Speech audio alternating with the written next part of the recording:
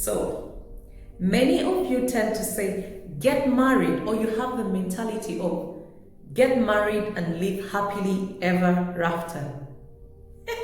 I don't want to laugh at you, but it's a fairy tale. I need you to know that, because marriage is like life.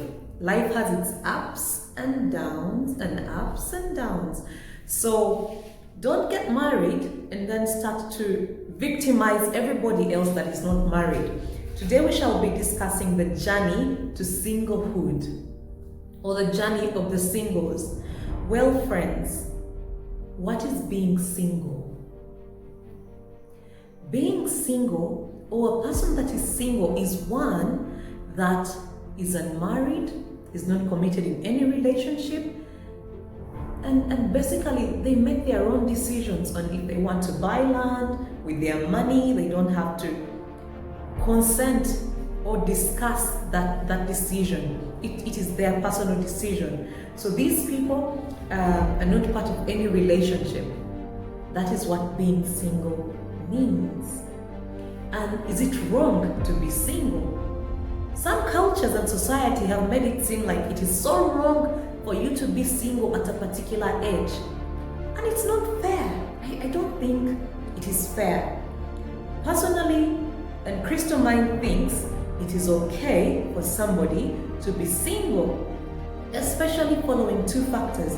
One, you're single by choice, and two, you're single by season. What do I mean by choice or season? Let me start by season. You're single by season because probably you're not yet of age to be engaged in any relationship, or you're single by choice because you have chosen to be single.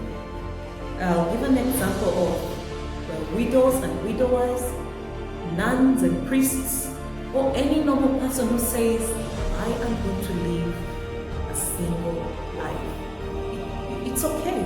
If somebody is of age and they make up their mind to be single, why should you keep asking questions like, why are you still single?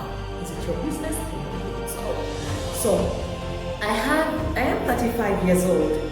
Last for my nuts. And I have been single for some time in my life.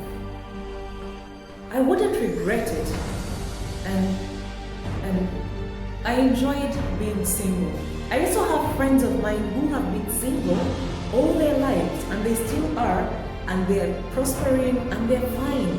I've had relatives who have grown up seeing single and they're happy. I've also seen those that said, let me try out this marriage thing. And then they get married, and midway, they realize they are single within their marriages. And so they decide to just do a total U-turn and become single again. So I think being single is totally fine as long as it's the season and it's by choice. So what are some of these demons and some fears and some dogs that bark along the way of singlehood? One, we have that idea of this person is single, so they are available. People who are in relationships or married or are parents or society deem it, they seem to think that because you're single, you're so available and you have all the time. So if there's going to be something like, maybe go and check on our parents in the village, they'll always call up the single sister or brother. Please stop that. Single people have a life. But also it comes in, it weighs in during transfers at work.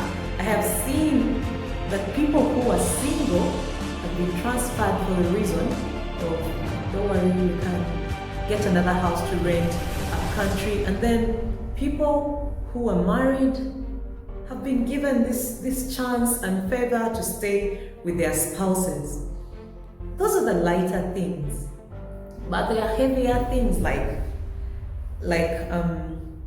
that hurt so deep even when you're single by choice. If your friends are going out, your married friends are going out, they'll invite you for lunch.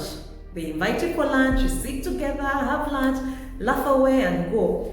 Then they make these beautiful candlelit dinners for couples, and then they invite them on the same day. For some reason, it feels really uncomfortable. You feel a bit left out because they seem to think you're not suitable or you don't suit to sit at their table. Those are some of the things that people look at and they're like, okay, this has been a proper boundary between being single and being married, but it is okay. I'm here to tell you, friend, that once you make the decision to be single, you have to be happy and contented with your decision. But how are you going to be happy and contented with this decision of being single? Number one, you should know what you want. You just cannot be in between. You can't want to be single and want to be in a relationship at the same time. You have to know what you want.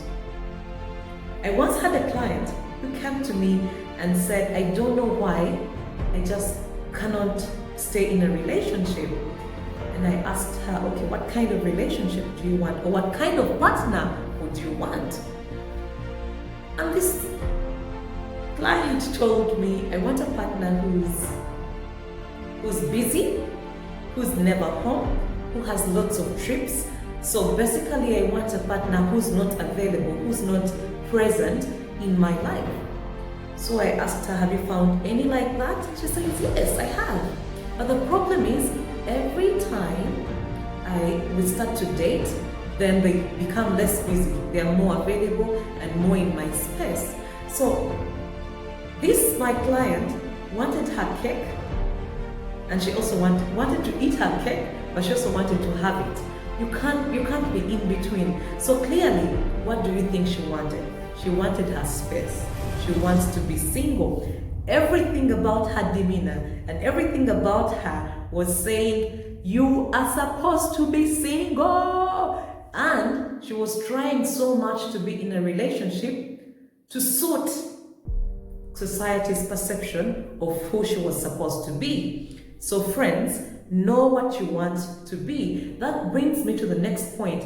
Don't jump into lowering your standards just to suit what society wants you to be. Many of us will be like my client.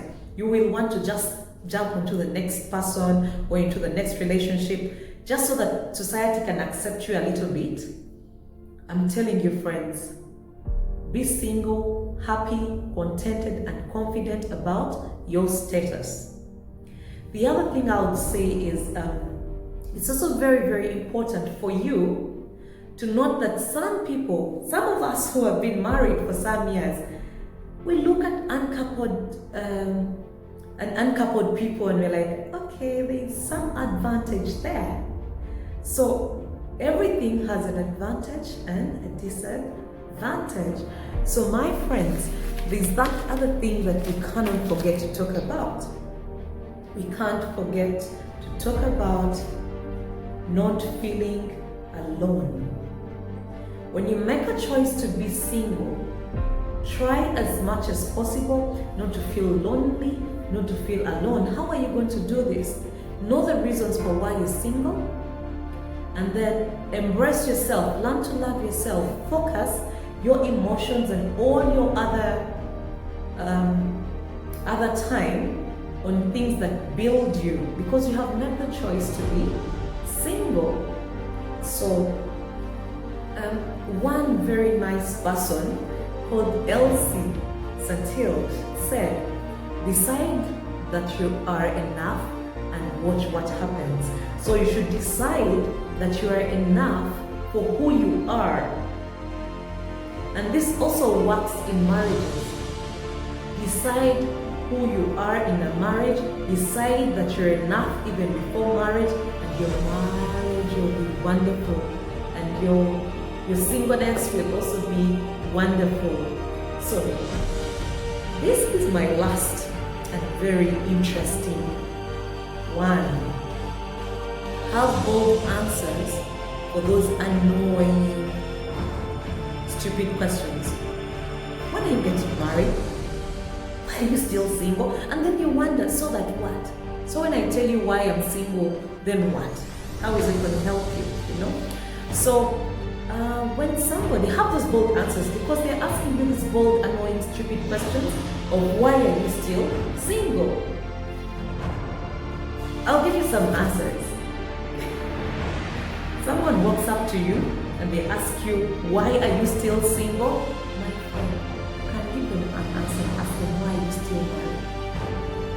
You should ask them. They ask you, why are you not getting married? Ask them questions like, why are you with that man, with that husband of yours? Why not the other one? So basically, never let anybody put you in a situation where you have to defend your position. You should never ever have to defend why you're single, especially if it's you're single within the right season or you're single by choice. Ask them. When they ask you, why are you still single? Ask them, why aren't you single? You know, such questions. And for our elderly people, we always find you at parties, nicely dressed and enjoying yourself, and they come comparing you to everybody else, telling you, see, your sister's gotten married. Why aren't you married? Now, for those ones, my friends, I have this one to respectfully tell them at the right time, now I'm still single. If you're not ready to give away your answers or to discuss your status, those are the answers. So I hope, my friends, you have enjoyed this video for us talking about those scary fears about being single, but also how to enjoy being single, contented and happy. Thank you very much for watching, and I will be joining you soon in the comments box. Let us discuss and give me more ideas on how to enrich this journey series on singlehood. Thank you very much.